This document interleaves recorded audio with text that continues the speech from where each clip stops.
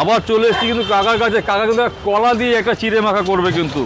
এতক্ষণ আমরা দেখলাম দই দিয়ে, হ্যাঁ দই তো অবশ্যই দেবে, দইয়ের সাথে থাকবে কিন্তু চিনি, লবণ, ক্ষীর, আর থাকবে কিন্তু কলা। কলা কেন দেওয়া হচ্ছে জানো তো? কলা দেওয়া হচ্ছে যাদের পেটের সমস্যা রয়েছে, যাতে আর বেশিবার যেতে না যা হয় ওই মন্দিরটায়, তার জন্য কিন্তু কলা দেওয়া হচ্ছে। যাকে ভেঙে বললাম না, বুঝে নাও তোমরা। তো এখন দই দেওয়া হচ্ছে, চিড়ের উপর দই, তারপর দেওয়া হবে কি চিনি। ও আরে ঘোলও হচ্ছে আলাদা করে। আমরা কিন্তু ঘোল হচ্ছে, ঠিক আছে? এই দেখো ঘোল হচ্ছে অলরেডি। একটু ঘোলে জল দেওয়া হলো, এটা চিনি দেওয়া হচ্ছে। কলাটা কখন দেবে বলো তো?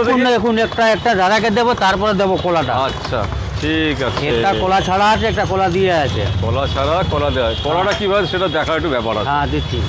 কলা এমনি 30 টাকা, কলা দিয়ে 35 টাকা। কলা দিয়ে 35। বন্ধুরা তোমরা, এটা মালাই দেওয়া হয়ে গেছে।